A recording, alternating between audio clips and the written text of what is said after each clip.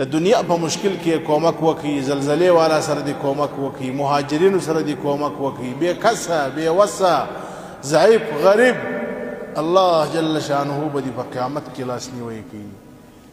ومن يسر على معسر ومن يسر على معسر يسر الله عليه في الدنيا والآخرة. چا چې په قرض او پور کې د تنگ دست سره کومک وکړي، یو سړی تنگ دست دی تا کومک ورسره وکړي، الله جل شانه به ستا سره د دنیا او د آخرت په مشکلاتو کې کومک وکړي. همت وکړي افغانان، خپل ځمکې ورکړي، خپل کورونه مفت ورکړي بې کرایې یا کرایه ورته کمه کړي.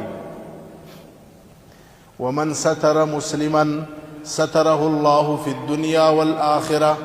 چا چې په مسلمان باندې پرده واچول، د مسلمان یو عیب دی ولیدي، د مسلمان یو کمزوری دی ولیدل، د مسلمان یو خطا دی ولیدل، سترګې دی پټې کړې، دا فیصله دی وکړل چې ما نه دی لیدلی، پرده دی واچوله، الله جل شانه به دې په دنیا او په آخرت کې پټ کړي.